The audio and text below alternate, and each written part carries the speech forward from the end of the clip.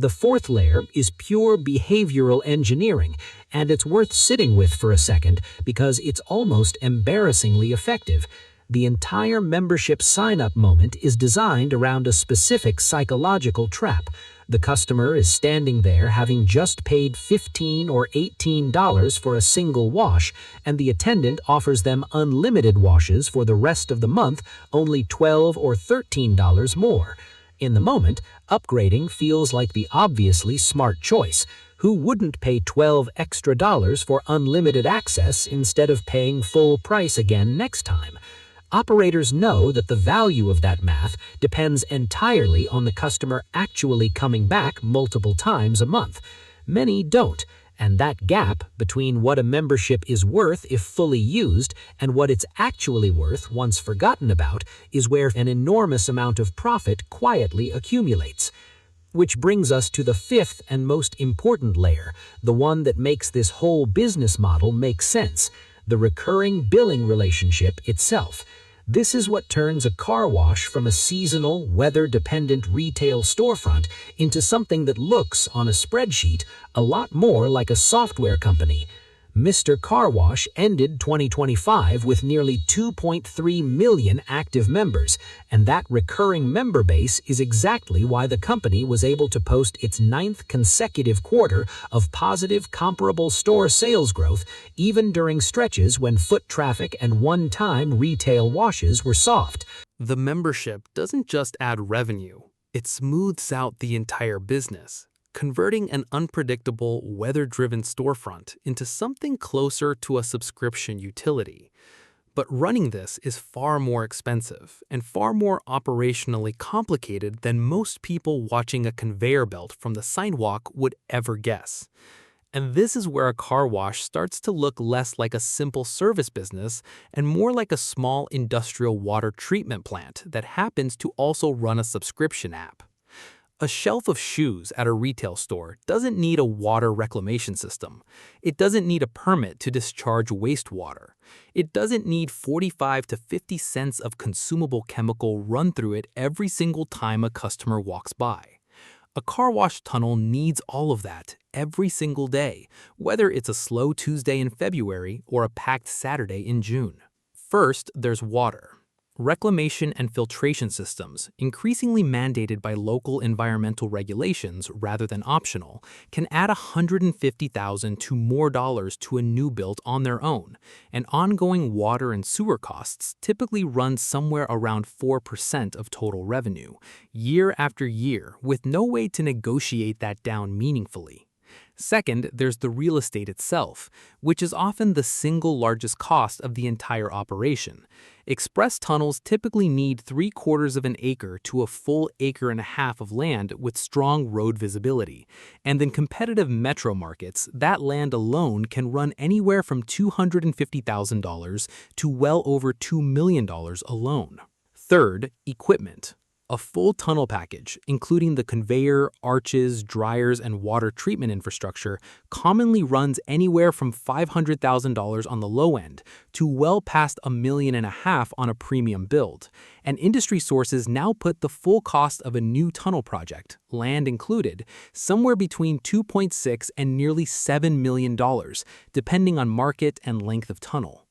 Fourth, maintenance. The brushes, cloth, motors, and sensors that run thousands of cycles a week wear out constantly, and industry benchmarks put ongoing equipment maintenance at around 4% of revenue, a number that only climbs as the equipment ages. And finally, there's the cost nobody likes to say out loud: claims. Every operator eventually pays out for damaged mirrors, scratched paint, and antenna snapped off in the tunnel, a line item that typically runs a little over 0.5% of revenue, but never goes to zero.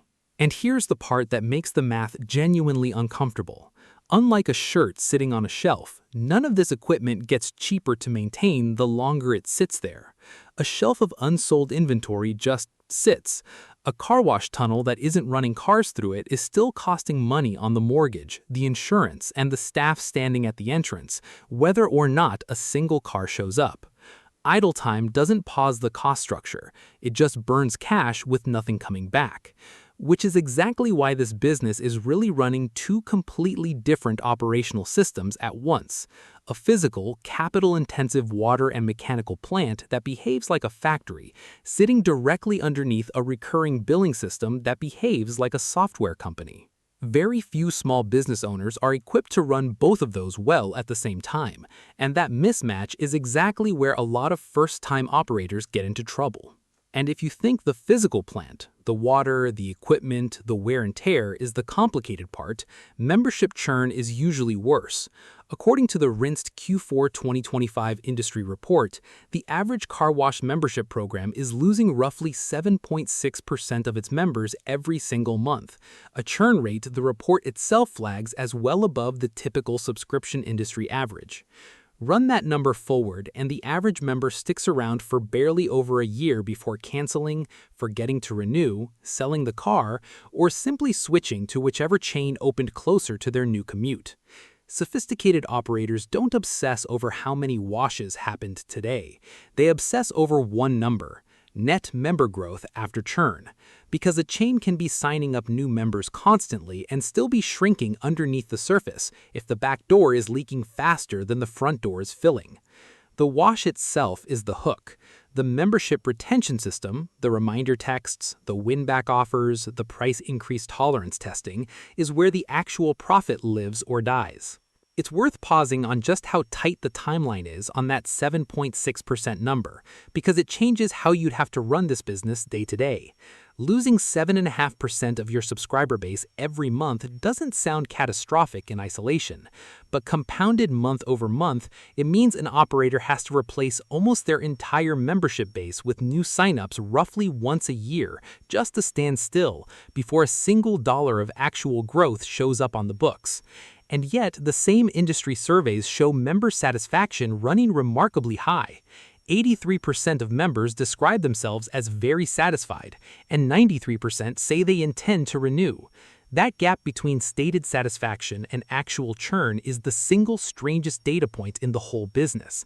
People love the product right up until the moment their card gets declined. They sell the car or simply forget it exists on their statement.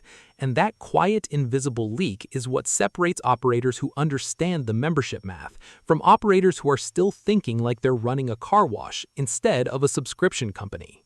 So if the physical product carries such thin, brutal margins, why have the biggest chains in the country poured hundreds of millions of dollars into upgrading the experience around it, instead of just discounting the wash itself?